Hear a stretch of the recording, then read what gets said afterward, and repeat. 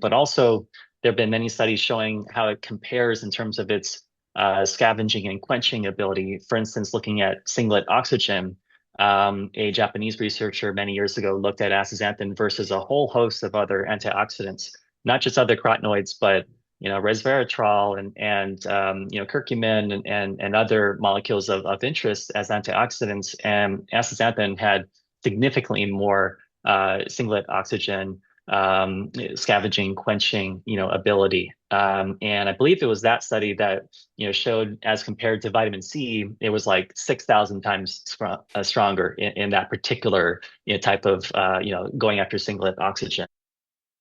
And in a human study that we did with our supplement, we did show reductions of those same biomarkers, lipids. And so we saw reductions in LDL cholesterol, total cholesterol, importantly, oxidized LDL, because interestingly, astaxanthin, when you absorb it, it ultimately gets to your liver and gets packaged into the lipoproteins, like LDL, for example, and helps protect those lipoproteins from oxidation, and then uses those as a ride to get to other, locations in the body.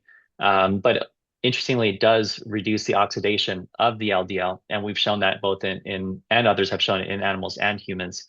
And that's really exciting for the heart health space, just because if you have oxidized LDL, it can attract macrophages and create foam cells that then lead to kind of plaque buildup and rupture, and that's really something that you don't want to have, for long-term heart health.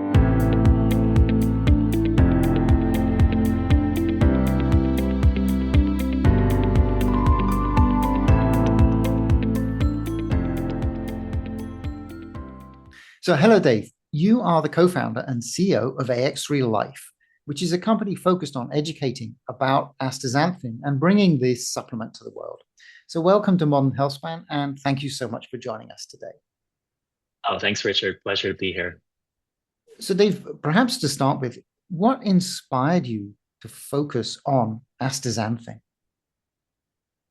Well, I kind of fell into it back in the late 90s. I was in high school, and my father was working with a company that was growing microalgae on the Big Island of Hawaii.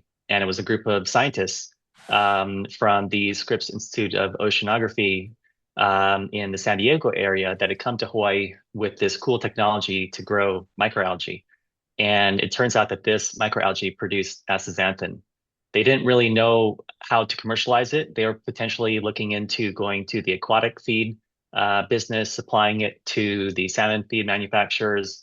And then ultimately, after some market research and understanding really the potential benefit to human health, we decided to bring this to market as a dietary supplement back in the 1999-2000 timeframe.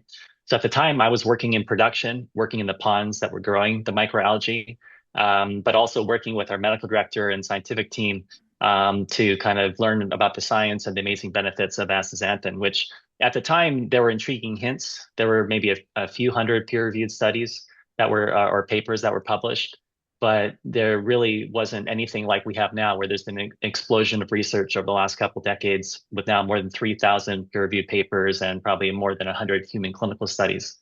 And at the time, there were no human clinical studies. And so, nevertheless, we saw intriguing hints of antioxidant activity, anti-inflammatory activity, excellent safety, and we really wanted to bring this to the human market. So we launched one of the first astaxanthin dietary supplements back in 2000. And after a bit of time exploring that, we decided that, wow, actually, this maybe could have application as a pharmaceutical, where we could take it through the FDA drug development process and get it approved to treat particular disease indications. And we spent the next better part of the next decade actually doing pharmaceutical research around astaxanthin, looking at the manufacturing and the pharmacokinetics and various mechanism of action and efficacy studies. So that was really how I got into it. And it's one of those things where the more you learn about it, at least in my case and many other cases, the more interested you are in it, because the science is really exciting. And it's something that is somewhat of a miracle of nature in terms of how it came to be and what it does to benefit both animals and humans. So, astaxanthin is made by algae, Correct. So That what is per one of the yeah. predominant sources, correct?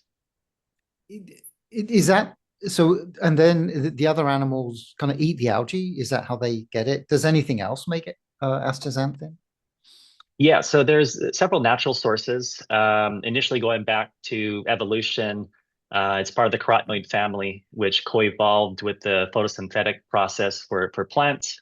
And it helped along with other carotenoids with the light harvesting, energy harvesting, and protection against the photooxidative damage that would otherwise compromise the plants and related organisms. And so with astaxanthin, it was actually produced initially by single-celled organisms by a particular type of bacteria, and then through evolution worked its way into algae and plants. So there are bacteria that can produce astaxanthin, yeast, algae, and then there are some plants as well that produce astaxanthin. But the most abundant source of astaxanthin in nature is a particular strain of microalgae, the same microalgae that we are growing on the Big Island, which is actually a green algae that when it's stressed by the sunlight, it produces astaxanthin as that defense mechanism to help it protect itself against the UV light. And then, like you said, that's something that is then conserved through the marine food chain and finds its way into crustaceans, fish like salmon, whales, et cetera, et cetera. So it's something that's pretty prevalent in the marine ecosystem, but also in other places like flamingos, which are pink because of consuming astaxanthin in their diet as well. So it is something that you see in the with the orange, pink, red coloration in a lot of the seafood and related creatures. Right. So the more pink it is in general, the more astaxanthin it would have. Yeah, that's a good way to know if you're getting a piece of salmon. You know, the more red it is, the more astaxanthin there is in that particular piece of salmon. So if we looked at how astaxanthin is working, so you kind of mentioned one of them, which is antioxidant. So Mhm. can you talk about how it works as an antioxidant and why it is kind of special? Yeah, it's very unique as an antioxidant because of several reasons. But first of all, it gets distributed systemically throughout your whole body. So it's not just going to one site, it's going to tissues throughout your body, your heart, your liver, your brain, etc. And it gets to the cells and gets into the all the membranes of the cell. So the outer plasma membrane of the cell, but also importantly, the membranes of the mitochondria, the nucleus, and other cellular organelles. So it's kind of situated throughout the cell in all these important membrane locations.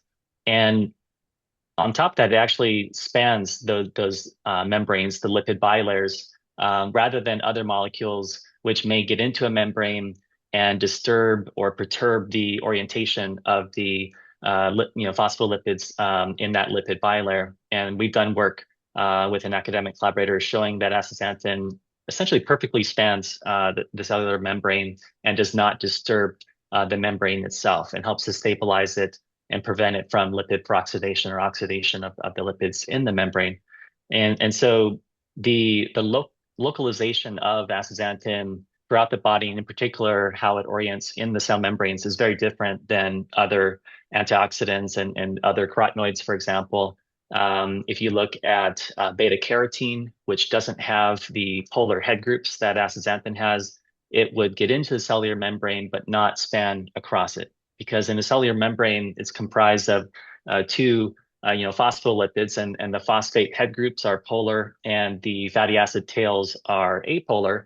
And with astaxanthin, it has the nice polar head groups that anchor it across the membrane. So it essentially has these hydrophilic polar head groups and these lipophilic backbone, and that allows it to perfectly settle into that membrane. And so it can target free radicals, reactive oxygen species, et cetera, both inside the membrane and kind of at the surface of the inner and outer, sides of the membrane. And that's very different than other antioxidants that may be like vitamin C, outside of the membrane because it's water soluble, or something that is just in the membrane, or perhaps in the membrane and disturbing the membrane itself. And so that is uh, another important aspect that differentiates astaxanthin as an antioxidant, but also there have been many studies showing how it compares in terms of its scavenging and quenching ability. For instance, looking at singlet oxygen, a Japanese researcher many years ago looked at astaxanthin versus a whole host of other antioxidants,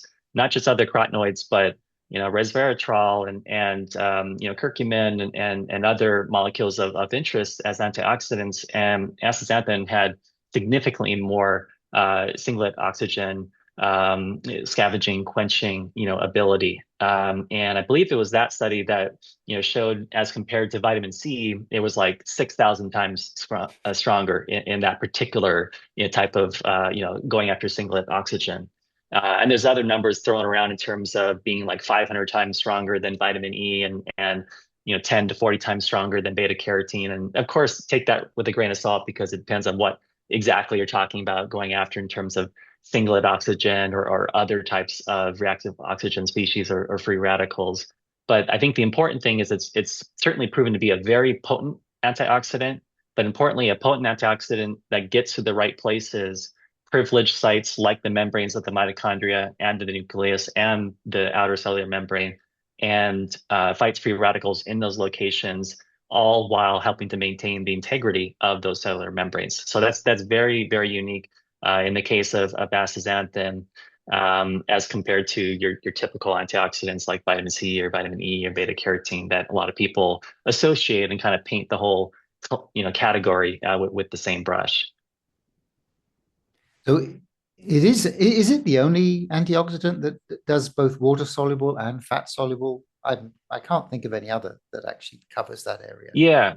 So astaxanthin would be considered a fat soluble molecule, but its head groups are water soluble. And given their the polarity with the hydroxyl and ketone groups, and so it allows it to nestle into those phosphate groups on the phospholipids in the membrane, and so it essentially can act in that way. With vitamin E, it has one of those head groups, and so it may be anchored at one side of the membrane.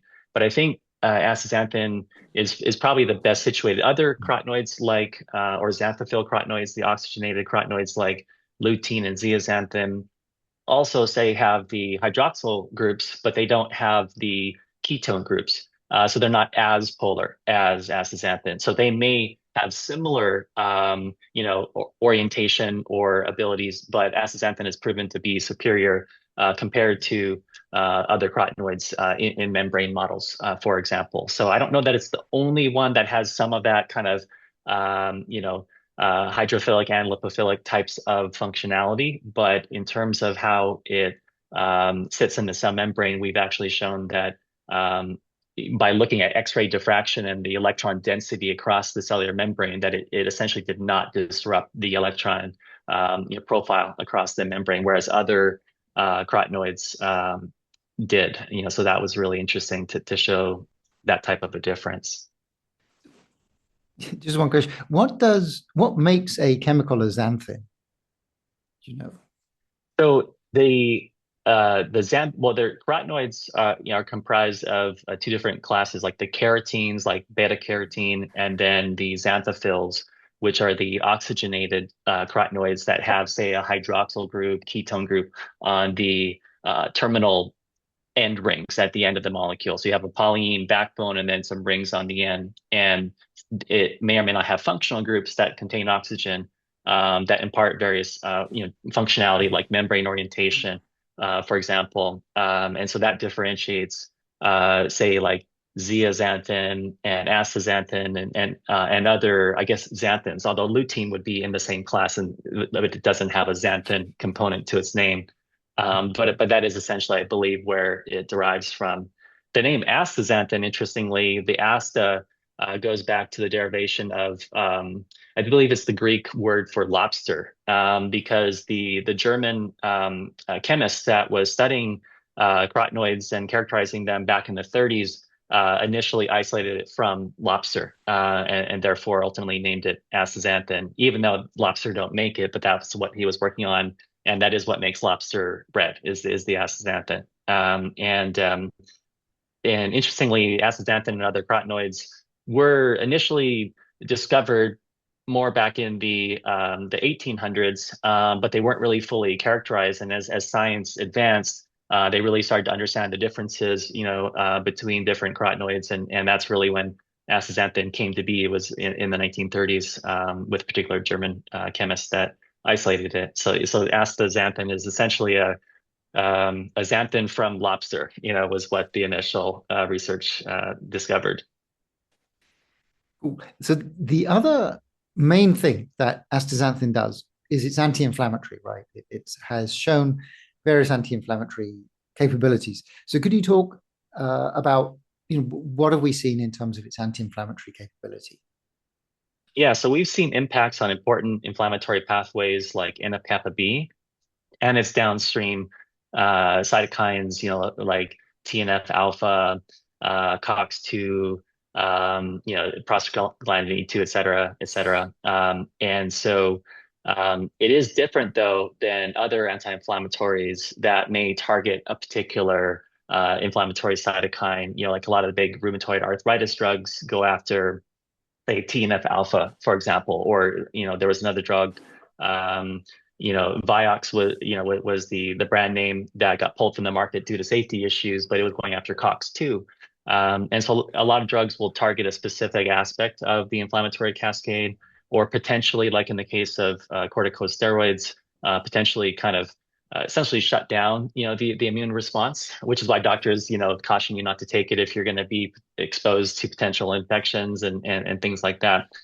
With astaxanthin, it appears to work differently, where it prevents the pathological activation of inflammatory pathways like NF-kappa B. And there's been research, in vitro, looking at the whole cascade, all the steps that happen that lead to, like, for instance, the NF-kappa B pathway being activated. And we can see with astaxanthin administered into a system that all the steps that lead up to NF-kappa B turning on and its downstream results, all of those things are impacted. But it doesn't impact normal inflammatory responses, healthy immune response, which you want in terms of fighting infections or wound healing. And so there have been studies showing that the immune response is improved, in animal models, for example, fewer infections, or on a similar note, if we did a particular study looking at blood clots, which is and looking at kind of, often drugs that are effective there are thinning the blood, and then you have a bleeding issue.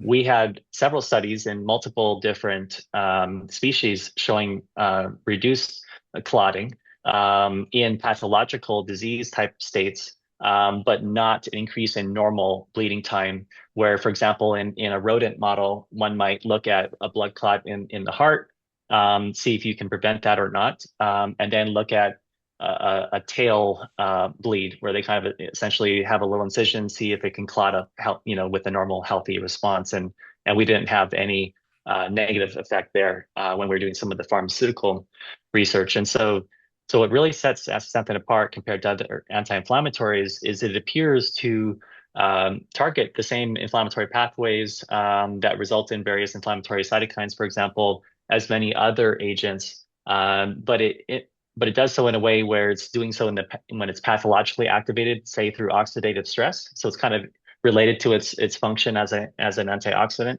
So if it's reducing the reactive oxygen species, that would lead to the cascade of events that trigger or active that turn on an inflammatory pathway like NF-kappa B. Astaxanthin looks to have an effect on those steps. And then we've actually seen head to head in a study looking at reduction of TNF alpha compared to a gold standard anti-inflammatory like prednisolone, an equivalent reduction of TNF alpha in an animal model at an equivalent dose. So it's a very potent anti-inflammatory, but with an excellent safety profile, which is something that's very different than most anti-inflammatories, that whether it's steroids that are prescribed by doctors or non-steroidal anti-inflammatory drugs that are commonly used and people think of as safe, those are not things that are ultimately safe for long-term use. If you're thinking about, I want to reduce inflammation to live a longer, healthier life, or fight inflammation, and I'll just take an over-the-counter anti-inflammatory. Maybe it's good for, a few days or a week if you have an injury, or you're fighting an illness and you have pain or headaches, maybe in those cases, ibuprofen could be helpful, but you don't want to be taking that every day the rest of your life. And so that's really where astaxanthin distinguishes itself, is with the safety profile while still reducing inflammation quite effectively. Yes, you do not want to be taking it all the rest of your life. So, would there be any other kind of mechanisms that you think we should talk about with relation to astaxanthin, apart from like anti-inflammatory and antioxidant? Yeah, so it has an impact on a lot of important cellular pathways. So say AMPK, which is very important pathway related to sensing depleted energy and nutrients, and activating production of energy and utilization of glucose and fatty acids to create energy, and it in turn is involved with mTOR and the sirtuins and FOXO3 and NRF2. And so we have seen that astaxanthin helps to activate AMPK. And as a downstream result, it has an effect on a lot of functions that are related to longevity, like autophagy, and mitophagy, so autophagy of the mitochondria, and other important kind of longevity related mechanisms. So this is something where it's not just as an antioxidant or as an anti-inflammatory, but by impacts on important cellular signaling pathways such as AMPK, FOXO3, sirtuins, mTOR, NRF2. There's data with astaxanthin showing impacts on all of those pathways. And exactly how astaxanthin impacts all those pathways, is it binding to something in particular, or is it an indirect result of its effect on oxidative stress? Those things are not fully elucidated.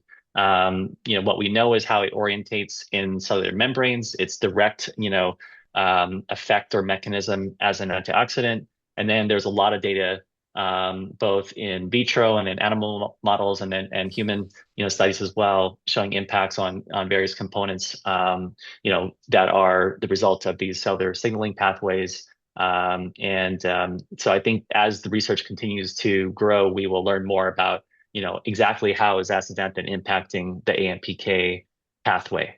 We know that adiponectin, when increased, can activate the AMPK pathway. We know that astaxanthin increases adiponectin levels in humans and animals.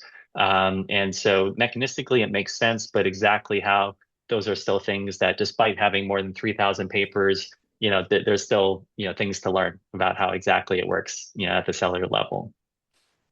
Okay. So I think now would be a good time to talk about ITP. So Mhm. in terms of longevity, it has been tried in the ITP. So could you talk a little bit about what the ITP is, and what the result was that was seen with astaxanthin? So the ITP stands for the Interventions Testing Program, and that is a program that is funded by the U.S. National Institutes of Health, and specifically the National Institute on Aging. So one of the institutes at the NIH. And this program has been around for around 20 years, and it's conducted at three different research institutes, or academic organizations. So the University of Michigan, the University of Texas, and Jackson Labs. And these three locations have their own principal investigators at each location. They all work together to comprise this program. And they developed a particular strain of genetically heterogeneous mice that are more relevant to human aging research than the typical inbred laboratory mice. And so this specific type of mice are used in this model, and they have a new cohort each year that they test, and they will select a handful of promising agents that have some preliminary data in the longevity space. And it could be repurposed drugs, it could be supplements, anything that has merit that they can adequately formulate into chow for the mice in the model. Then they will go through a proposal and screening and selection process, and then each year pick a few agents to test. They'll have a control group, and each site will test control and versus treated animals in the same numbers, and each site has the same handling, animal handling and conditions and everything. So they're essentially running this very, very large study in triplicate, and they're taking mice that are anywhere from younger to middle age, sometimes older age, depending on the particular research interest. But they'll start the dosing and then follow the mice with that agent for the rest of their lives and see how long they live. And so this study will typically take several years because that's the lifespan of the mice.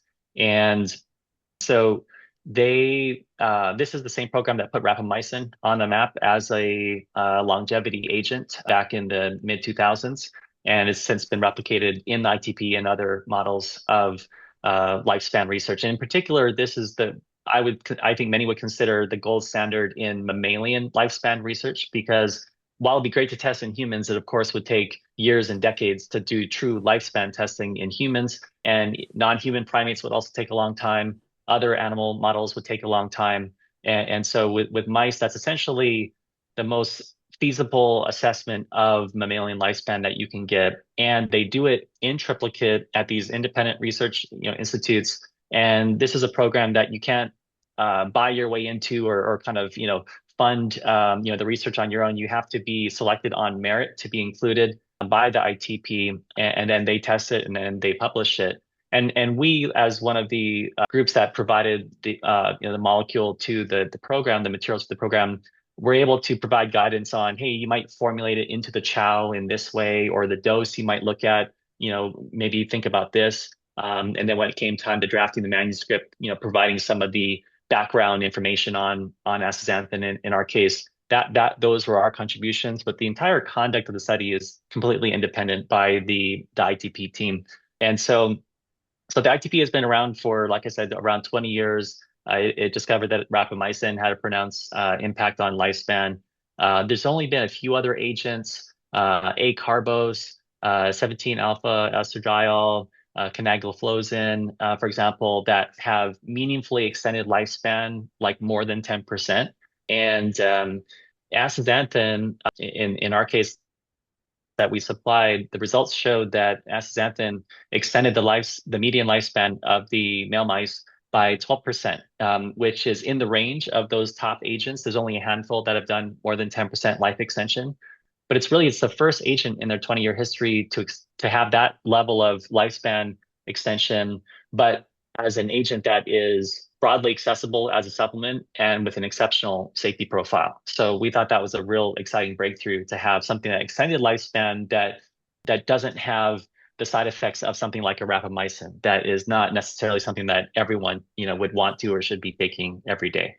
So that was really exciting to discover after years. We supplied the molecule starting in 2019, and then it was ultimately published in December of 2023. So it was many years for them to get through the study, get the results, and publish it. But I think it was a really important addition to the field, and it built on prior research that showed that astaxanthin extended lifespan in several of the usual model organisms, like the C. elegans roundworms that are commonly used for basic research, where multiple studies have shown life extension with astaxanthin, and mechanisms related to it, like extending lifespan via impacts on autophagy, and also with impacts on the DAF16 gene, which is essentially the roundworm's ortholog or equivalent of FOXO3. So essentially via the worm's version of FOXO3, whereas humans have the FOXO3 gene.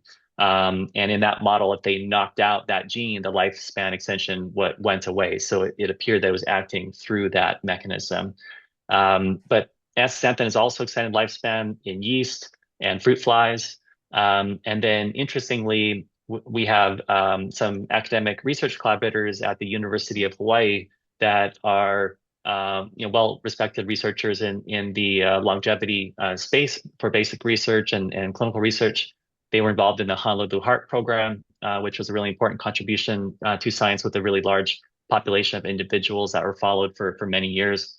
And they had a model where they could look at FOXO3 expression in an animal model. And so we supplied astaxanthin to them, and they demonstrated that after administration orally of astaxanthin, that the FOXO3 expression was increased in the heart tissue of the mice in their model. And so that was really exciting to see. That was the first time, I believe, in mammals that astaxanthin was shown to upregulate or increase the expression of FOXO3, which is a really important gene in the longevity space, and it's associated with living, a long, healthy life. Like in the human studies that really put FOXO3 on the map in terms of a longevity-related anti-aging gene, people with a particular version of the FOXO3 gene that is the most active, if you will, were the most likely to live to 100 healthy.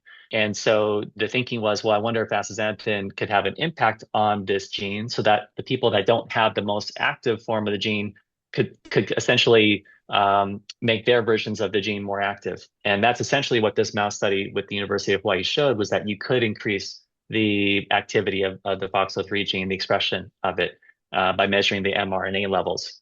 And so it was really that study that we conducted with our collaborators at the University of Hawaii, demonstrated the increase in FOXO3 in the heart tissue of the mice, together with the preliminary data related to lifespan and the mechanism on various longevity pathways, that our collaborators went to the ITP and said, hey, we think you should test this in your mammalian lifespan model based on all of this research, and especially given the FOXO3 mouse data that we just generated. And the ITP came back and said, yeah, we would love to test it. And so then that's when we stepped in to help supply the test agent to the ITP. So it was really based on that work that we did with the University of Hawaii that led the ITP to be interested in testing our form of astaxanthin. So it was the person from the University of Hawaii who kind of sponsored this for to the Mhm. ITP. Yeah, yeah. Our two collaborators there, they do a lot of work in the longevity space. They've done a lot of work with the National Institute on Aging for other research of theirs, and so they were already familiar with the team that runs the ITP, and so they were aware of the program and how it worked. And once they generated this data with us with FOXO3 in their mouse model, that's when they put together the proposal to go to the ITP. And then following the ITP's assessment and decision to move forward, then we were tapped to supply the test article, and then work with them throughout the next several years to make sure that they had a continual supply of the test agent, and then help them with the dosing and ultimately the manuscript when it came time to publishing. Yeah, Yeah. yeah. The ITP is a fairly, I mean, yes, because it goes on for like 3 years. Mhm. Uh, Interesting, and it is great that it's like a supplement, and it had this greater than 10% effect, which is Yeah, I mean, it's the no, first nothing supplement to else. do that. Yeah. Yeah, I mean, resveratrol, curcumin, NR, green tea, fish oil, they have all been tested in the ITP and have not extended lifespan. And something like glycine did extend lifespan, but only like single digit percentages, and not the same, like more than 10% type of life extension. So astaxanthin really is the first supplement to extend lifespan more than 10% in their model. And not that every supplement is safe, but with astaxanthin, it is especially safe given all the safety studies, toxicity studies that have been done demonstrating that at very high doses and very long durations, as supported by this study, which, where they tested it for several years and the mice live longer, it's been proven to be very safe and tolerable for everyday use for most people. So if we switch to human studies, so we there have been health human studies, right, on various Mhm. areas. Yeah. And I think we talked about the mechanisms, but what are kind of the physiological outcomes? So perhaps we probably don't have time to dive into all of them, but skin protection is I think one of the key ones. What has been seen in terms of both oral and topical uh, astaxanthin for skin protection? Yeah. Yeah. So there is definitely an interest in the skin health area, both, like you said, topically and orally or in combination. And it really stems back to the original purpose of astaxanthin, protecting against sunlight in plants and algae. And Interestingly, if you look at astaxanthin and the spectrum of light that it can absorb, you can have the absorbance spectrum and look at the wavelength of the light that it can absorb. It absorbs most um, primarily visible light. So like in the 400 to 550 nanometer range, and like 492 is around like the peak. Um, and whereas UVA light is in the like low 300 to 400 nanometer range. And so if you look at the curve of how astaxanthin absorbs light, it can absorb some of the UVA, probably not much, if any, of the UVB, but some of the UVA, and but then the rest is more visible light. And so for skin health, it probably is a dual effect where it absorbs some UVA, but it's more of its benefits probably stem indirectly to mitigating the negative effects of the reactive oxygen species that are created by the UV light. So the damage that would happen to lipids and proteins and DNA, those are things that astaxanthin can protect against, in the cell. And also it can help to activate some of the like DNA repair pathways.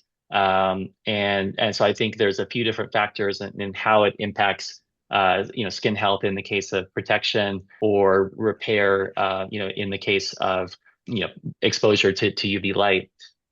In terms of the outcomes, the studies have shown reduced wrinkles and fine lines, or crow's feet, those types of things, increased the visual appearance and youthfulness of the skin, moisture content, elasticity.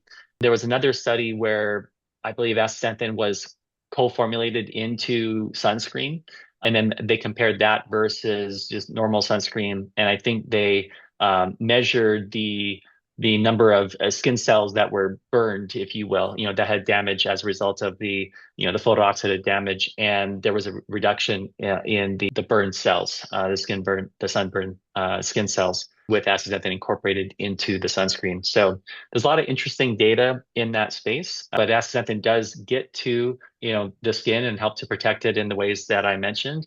But it is one thing that some people, if you search online, you'll see people refer to it as like an internal sunscreen. That is something that is kind of interesting to think about, but it's not a replacement for sunscreen, because sunscreen will really block, or absorb like the real UV rays and UV light, whereas astaxanthin may absorb some of that, but really is probably helping to fight some of the damage that would occur, upon the UV lights, rays coming into your cells. And so it's really something that on a daily basis, it would be great for long-term skin health, and short-term as well, but ultimately long-term skin health would be improved, we believe, and based on the data as well, that with astaxanthin, but together with appropriate topical protection, from your, whatever type of skin protection sunscreen one may want to utilize. So that's been a really interesting area of research. We ourselves have not done research for the skin health applications, but that's a lot of research has been done in Asia and in Japan in particular in that space. So that's been really interesting to follow, and I think that more and more products will be utilizing astaxanthin going forward, both topicals, and some people have even looked into, marketing, kind of oral plus topical as kind of a total, skin health solution for people.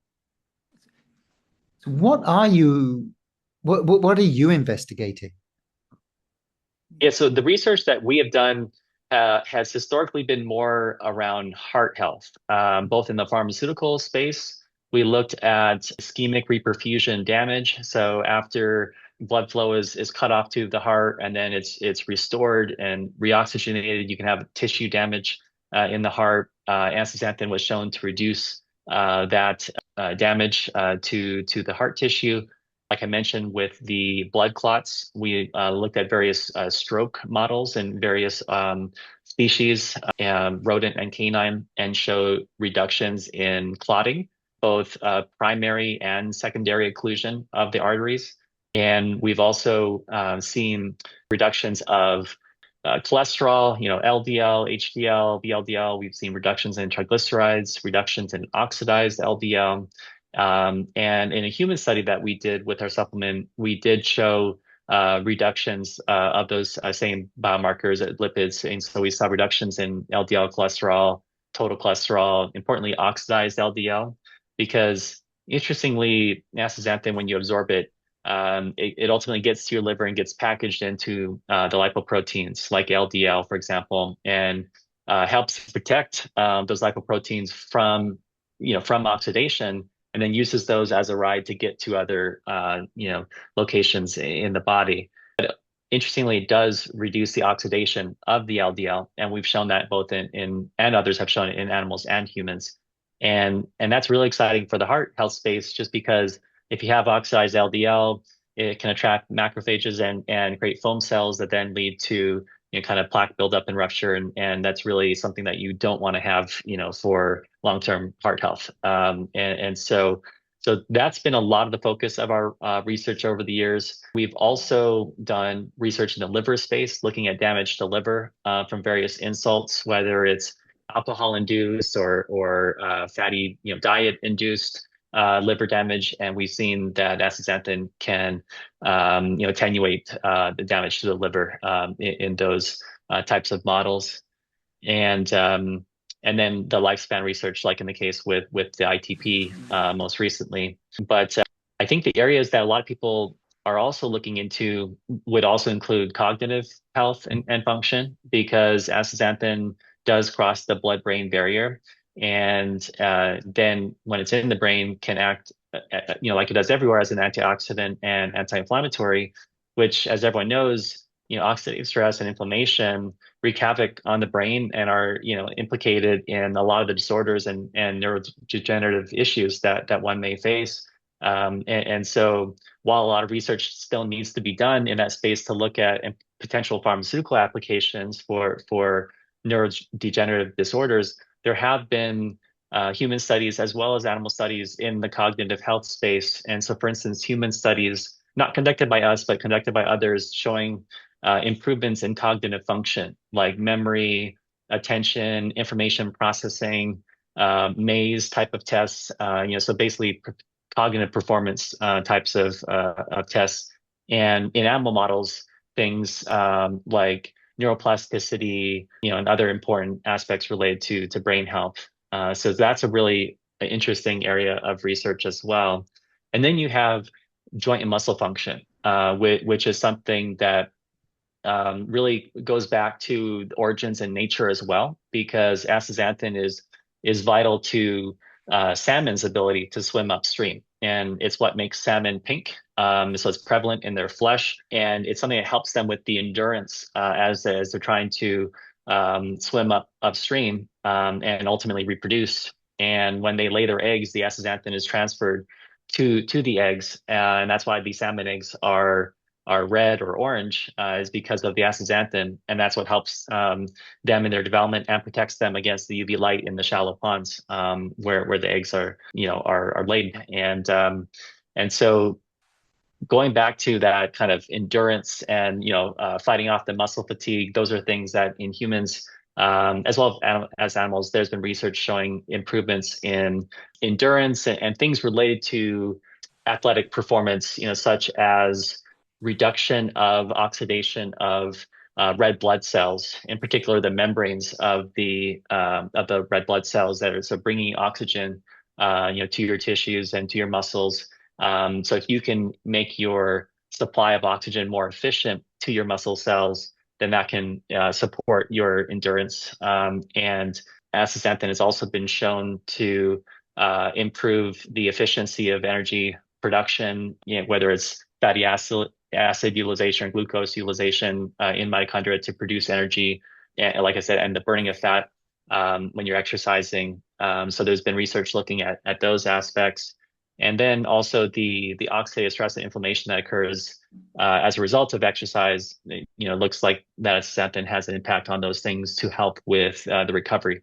So I think that for a lot of people, kind of real world use, joint and muscle function is an area that people experience, and then that's an area where there has been research in both humans and animals, but I think there's a lot more research to be done there to further elucidate how astaxanthin really works and benefits those areas. But because it's distributed throughout the whole body, it really has impact on a lot of different things. And so, like you said, skin health is really a big area of interest, heart health, liver health, brain health, joint and muscle health, even eye health, although the carotenoids, lutein and zeaxanthin do actually naturally accumulate in the macula of the eye, and are really important for long-term eye health. But astaxanthin also has been shown to support improvements in visual acuity and tear production and other aspects of eye health. So it really is something that kind of has a whole body impact. And if you go to PubMed and you look through the studies, I mean, there's a lot of research in a lot of these different areas that's really exciting. So astaxanthin, I mean, so certainly that data is really good for astaxanthin. So where can we get astaxanthin from? So you talked about it like it's in salmon, it's in flamingos if you eat flamingos. So I guess, yeah, at least in their feathers. I don't in know their about their feathers, flesh. it's true. So is there enough in the natural sources to make a difference, or would supplementing be better? Yeah, if you eat salmon, it is a reasonable source of astaxanthin, in particular, a nice, like we talked about earlier, nice red, very deep, colored piece of salmon. You'll get typically several milligrams of astaxanthin, and that is something that will be a meaningful amount. If you're just eating a little bit of shrimp or a little bit of lobster, you'll get some, but you won't get as much astaxanthin.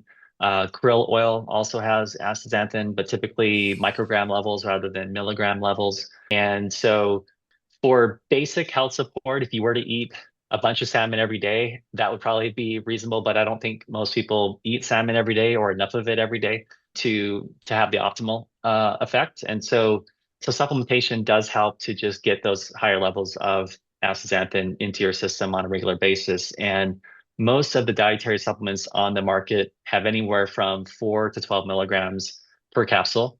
And in practice, most people end up taking anywhere from a single capsule a day in that 4 to 12 milligram range, or up to several fold higher. And for example, that human study that we conducted that I referenced earlier, looking at cholesterol and oxidized LDL and also blood pressure, which I didn't mention, but all of those different measures of heart health, we had a low dose in that case of 24 milligrams, which is actually kind of a high dose compared to what a lot of the supplements are on the market, but also an actual high dose of 12 milligram capsules a day, so 96 milligrams. So a pretty high dose, and showed increased benefits at the 96 milligrams versus the 24 milligrams over the 12-week study period. This also is supported by anecdotal, reports from individuals in our community taking astaxanthin at levels at or above that what we tested in that study. Some are even taking as much as double that. And so those are the more niche power users, but I think most people take anywhere from 1 to 4 capsules a day. In our experience, we have a 12 milligram astaxanthin product, but like I said, there are some people that market 4 milligram capsules, and those are really what were brought on the market initially. Like when we launched our first supplement with astaxanthin back in 2000, it would have been in that 4 milligram range just because of manufacturing limitations, and then over the years it increased, as it became easier to produce astaxanthin, and the benefits of astaxanthin were further researched. So again, I think you can get it in the diet. It would be, at least we believe, recommended to supplement with astaxanthin. And the exact dose, though, is something that, depending on your own health state or your own aspirations, if you're trying to run a marathon, you're just trying to be healthier in general. If you have joint and muscle, issues that you're looking to combat, those are things that different people find benefit or utility at different doses. And so what we suggest is that people start with a given dose, give themselves anywhere from 1 to 3 months at whatever dose they want to start with. Say it's 1 capsule a day of 12 milligrams or 2 capsules a day. And then they can assess how they're feeling, whether it's your joint and muscle function, your cognitive function in terms of your brain fog or information processing, like how sharp do you feel? Like maybe you can notice those differences. how you're sleeping, your energy levels, your skin health, eye health. All of these aspects are things that you could, kind of self-assess over the course of the first few months. But importantly, you should look at your biomarkers. So you get your blood work done, and look at your cholesterol, look at your inflammatory biomarkers or any oxidative stress related biomarkers, and look at these things and see if anything needs to be hopefully brought into a healthy range or maintained in that range. You can see if astaxanthin has an impact on those markers and then adjust accordingly. Increase your dose or decrease your dose, and then measure again at the next interval. 3, 6, 12 months later, and kind of find the dose that works best for you because um, it probably is a combination of different people absorbing astaxanthin differently. So some people may have different levels that ultimately are absorbed into their body, but also some people will have more issues with oxidative stress and inflammation, and ultimately manifesting into various outcomes that are, hindering, their ability to live a long, healthy life. And so it's not a one size fits all dose. And so you'll see a range of doses that are used in the space. So you do make a astaxanthin product, as you've talked about, Hmm. and I believe it's synthetic. So Hmm. can you talk about why you think synthetic is actually a better way, and how have you improved the bioavailability? Yeah. So when we first started back in the late 1990s and early 2000s, we were producing the microalgae and doing that source of astaxanthin. But what we learned, in particular, I saw it firsthand working in the ponds, is that it's very challenging to produce the microalgae consistently, and you are exposed in that case to the elements with these outdoor ponds, and so you have the volcano nearby, you have airplanes flying over and birds, and it's just, you're outdoors. And so it's not a controlled environment. Some other manufacturers have done entirely closed tube systems for the production of the algae. But in either case, whether you're doing open ponds or closed tubes, you're producing the microalgae, which is only 5 or 10% astaxanthin, even when you extract it out. And so it's not the highest purity. It's not just pure astaxanthin. And so that is not optimal, certainly from a pharmaceutical development standpoint, which is what are the next chapter, of my experience with astaxanthin was. So for the better part of the early 2000s, for the next decade or so, we really pursued pharmaceutical research. And from an FDA standpoint, you wouldn't want to take a botanical extract that has only 5%, 5 or 10% of your active, ingredient, and that's not necessarily perfectly consistent batch to batch. That's something that would be hard to characterize and to take through an FDA process that is typically predicated on a very pure, a molecule, and fully characterizing that and taking it through the drug, development process. And so that was really the reason that we switched to synthetic, was because we were exploring the pharmaceutical application and going that route for many years. And so we worked with manufacturers on the synthetic process, which they were already using that for the animal feed industry to produce carotenoids, including astaxanthin, say for salmon feed and other animal feed applications. And so we said, well, let's adapt to what you're doing there, and produce a version for human pharmaceutical use. And we're able to produce a very, very, highly pure, consistent version of astaxanthin. And research showed that it was better for the environment as well. It used less energy and land and water and resources to produce the synthetic form than growing the algae and extracting the astaxanthin from it. So it was both better for the environment, but also just more consistent and pure. So those were all benefits for the synthetic. But like you said, the bioavailability is a challenge. If you just synthesize astaxanthin and you just have the molecule itself without any formulation or any further modification, it's not absorbed at all. And we've done studies showing that you can administer it, and we couldn't even detect any in the bloodstream. It was like not absorbed when you administered it without, just in its crystalline form, without formulation or esterification. And so there's essentially two ways that you can make the astaxanthin bioavailable. You can esterify it, where you essentially attach other molecules to the end of the astaxanthin molecule. In nature, in the algae, it's done. It actually is esterified with various fatty acids.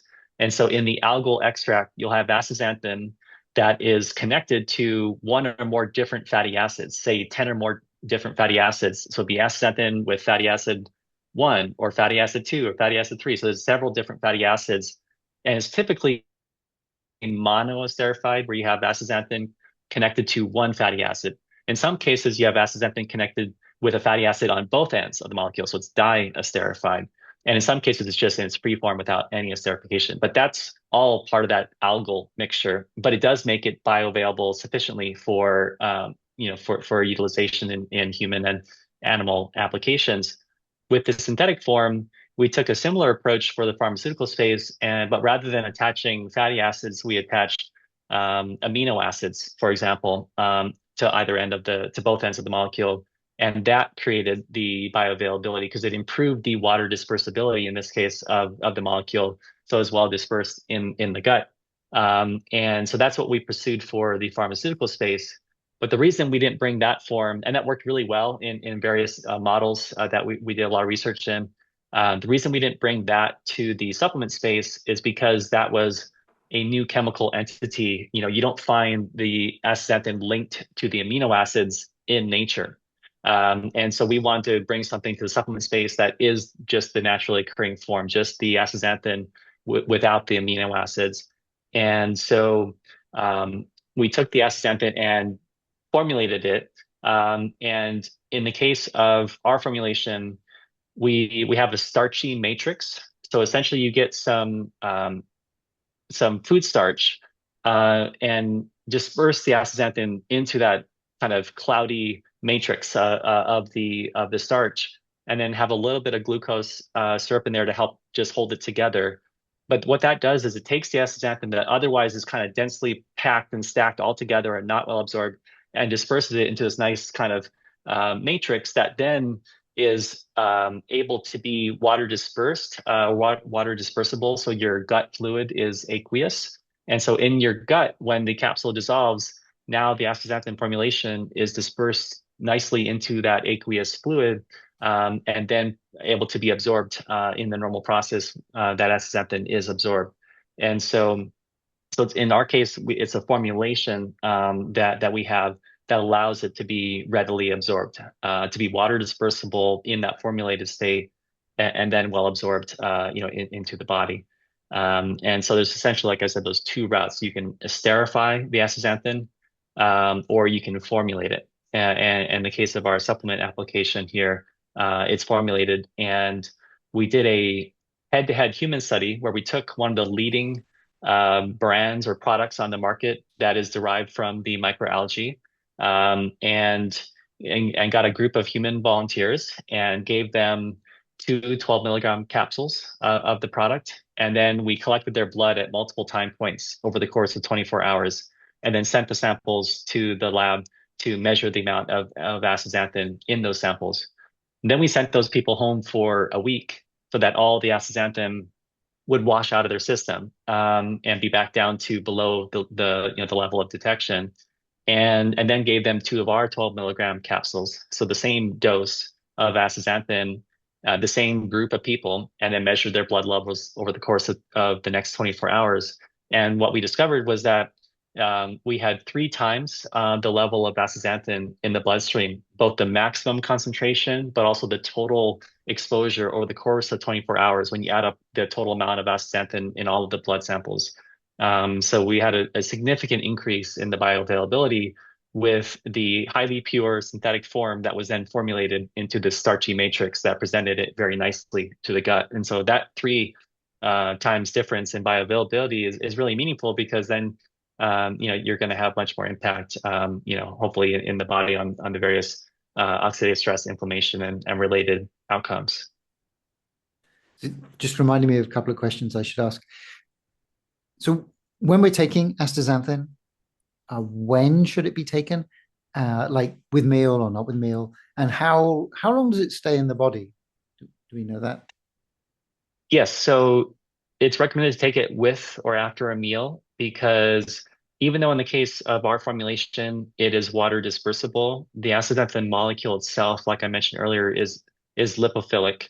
And so it's absorbed along with other fats. And so um, the body needs to be producing bile salts and essentially absorbing the astaxanthin along with other fats from your meal. And if you take it on an empty stomach, you'll still absorb some, but likely not as much. And you may actually see the results of that with some of the astaxanthin passing through you and discoloring your stool and turning it red or pink if some gets because it's a bright red pigment. And so it's like eating a bunch of beets. If you don't absorb it fully, you can have that discoloration of the stool. But if you take it with a meal, then you typically would not see any stool discoloration because you're going to be more fully absorbing it. And in terms of how often to take it or when to take it, it doesn't really matter as long as it's after a meal. And whether it's once a day or twice a day or even three times a day, that's more down to personal preference or convenience. Because from a pharmacokinetic standpoint, in the human study that we conducted, for example, it had approximately a 24-hour half-life, which from a drug development standpoint often would be conducive to support once daily dosing if you have a 24-hour half-life. So that would essentially mean that after 24 hours, the amount that you had absorbed into your body is halfway, cleared from your system. And then if you take another dose, then it goes back, builds on that, that next 50% level. And then, each day you're kind of building up until you get to a steady state type of a level, which in the case of astaxanthin is interplay between the blood and the tissues. And so from a pharmacokinetic standpoint, once a day dosing is perfectly reasonable.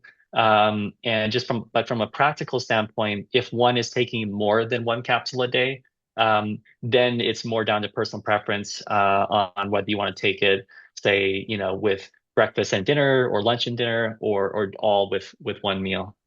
So that's more down to the individual. But we haven't done, and I'm not aware of studies where people have gone to the level of let's do a human clinical study looking at XYZ outcome and see if there truly is a difference between two capsules at once versus one capsule morning and evening. And those are things where, say if you were doing the pharmaceutical route, you would probably optimize that and really look into if there was a meaningful difference in those types of, dosing regimens.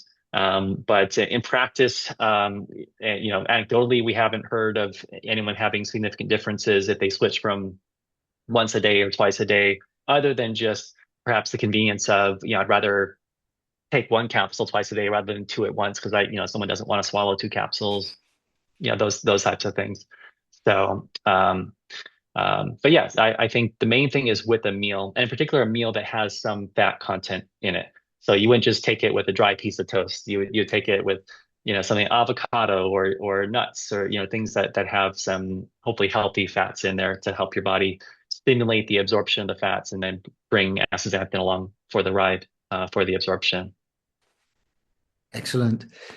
So, Dave, if people want to find out more about astaxanthin or they want to follow AX3 Life, where could they go? Yeah, so our website is ax3.life and our social media on Instagram, you'll find us ax3.life as well. And so there's lots to learn there. I've done other podcasts as well, and so it's just great to talk about astaxanthin. And so some of those podcasts also are interesting to listen to. And uh, but then also, if one really wants to dive into the science, you can go to PubMed, which is the big repository of all the published research, if you will, and that's where you can actually search by astaxanthin and any other area that you're interested in or various mechanisms and really get to the actual research papers, which are very interesting. And there are also others in this space that have been doing a lot to advance the astaxanthin research and understanding. So there are some other companies as well that are doing a good job in terms of moving forward with the research. And so I think that what we're trying to do is make that information accessible to everyone, and not something that you have to be a PhD or MD, to fully understand. But for those that have such credentials or training, or those that really just want to spend the extra time to really look at the source, the actual data, then I think going to PubMed is fantastic. And then if otherwise, I think that hopefully what we're doing is helping people learn more about astaxanthin, because it's something that should be as well known as fish oils or multivitamins or probiotics, as something that has this systemic effect on oxidative stress and inflammation and important pathways related to longevity, and was the only agent in the last 20 years to actually show extension of life in ITP that is safe and accessible. And so this is something that most people should know about, but unfortunately don't. And so I think it just takes education, and so hopefully our website and social media and podcasts are helping to add to that understanding and awareness for everyone. Yes, it is amazing because there's so many other supplements which do not seem to be as effective, that are kind of more famous. They have a higher Hmm. profile anyway, and Exactly. astaxanthin seems to do so much. Hmm. Yes, Hmm. so happy to help with that. I know that Dr. Sandra Kaufman, I don't know if you're aware of her, but she really likes astaxanthin and Hmm. thinks it's great for skin particularly, but also other things. Yeah.